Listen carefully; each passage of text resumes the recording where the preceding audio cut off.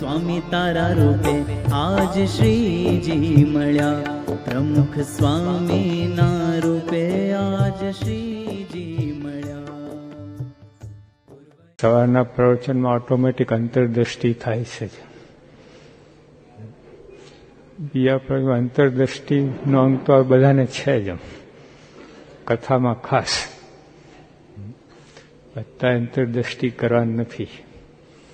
અંતરદ્રષ્ટિની વાત સાંભળવાની છે. અંતરદ્રષ્ટિ અને બાહ્ય દ્રષ્ટિ બે દ્રષ્ટિ છે. મોટે ભાગે બાહ્ય દ્રષ્ટિએ જ વર્તીએ છે. અંતરદ્રષ્ટિ કરવી પડે છે, બાહ્ય દ્રષ્ટિ સહેજે રહે છે. અંતરદ્રષ્ટિ બહાર આવે એટલે બાહ્ય દ્રષ્ટિ ચાલુ જ રહે તમારે, એને બ્રેક નહીં. અંતરદ્રષ્ટિને એ કરવી પડે. અંતરદ્રષ્ટિ શું? અંતરચક્ષુ ને બાહ્ય ચક્ષુ. આંખો છે બાહ્ય ચક્ષુ કહેવાય. અંતરચક્ષુ એટલે મન અથવા તો જ્ઞાન ચક્ષુ. બાહ્ય દ્રષ્ટિ આપણે વિષય સાથે સંબંધ હોય છે. બધું જોવું કરવું, આજે બધું કરીએ આપણે, એ બાહ્ય દ્રષ્ટિ છે.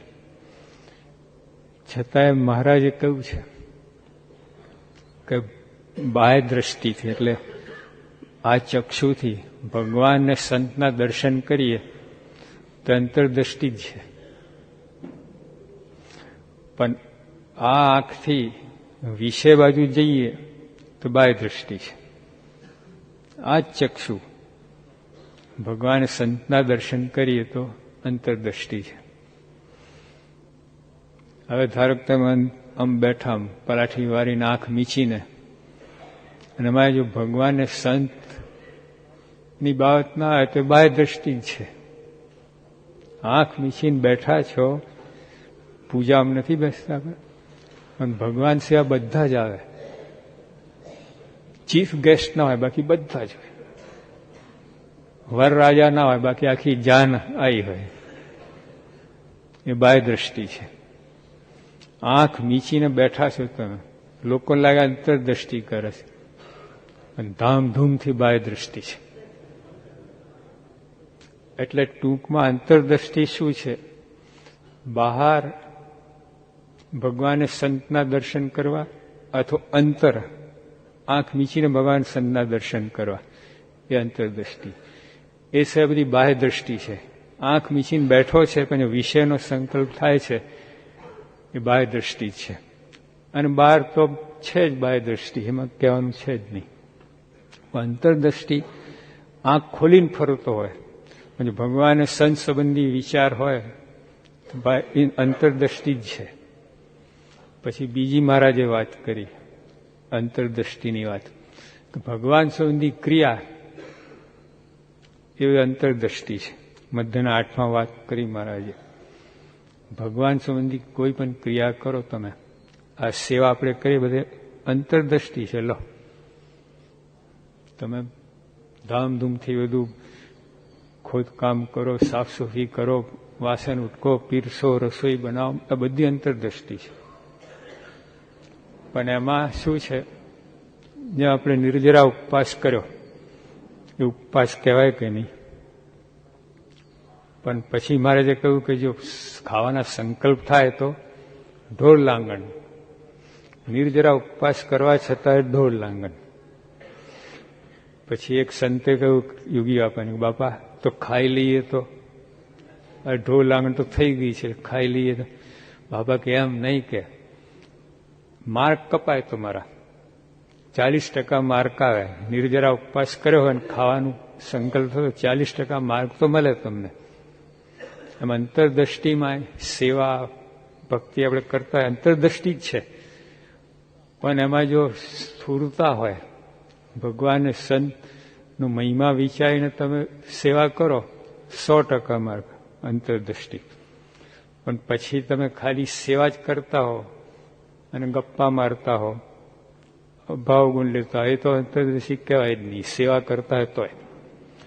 પણ ધારો કે આ બધું ના હોય, પણ એમને તમે સેવા કરતા હોય દેહ કરીને, પણ તોય ભગવાનનું મન ના રહેતું હોય, અંતરદ્રષ્ટિ ખરી પણ એ કેટલી 30%, 40%, 50%.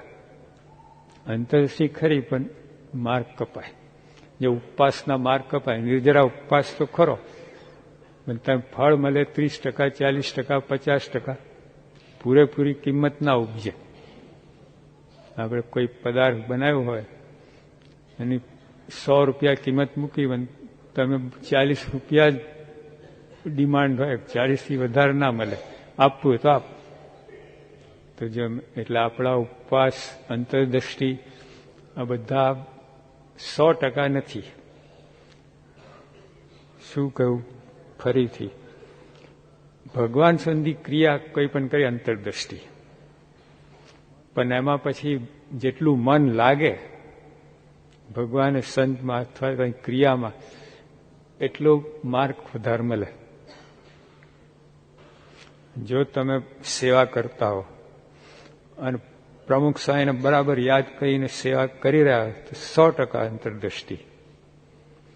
પછી સ્વામી સિવાય બીજું કાંઈ પણ ચાલતું હોય, સેવા કરતા હોઈએ, નહીં આમ પીરસતા હોઈએ, છતાંય મારો ઠીક ખાઈ જાણે છે, પતી ગયું. આ સેવા કહેવાય? અસેવા થઈ ગઈ. સ્વામી શું લખ્યું?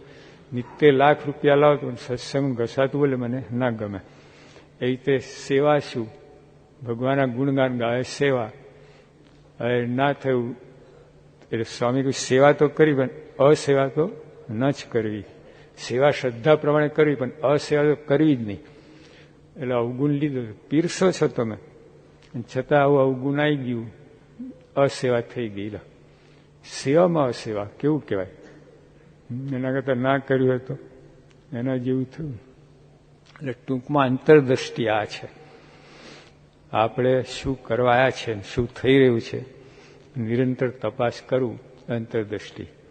મેં આજે પ્રથમના 38માં વાત કરી છે નામાના વૈષ્ણવતમાં. આખી દુનિયામાં તમે જો બધા નામું રાખતા હોય. આપણને આજ્ઞા છે શિક્ષાપત્રીમાં, છે કે નહીં?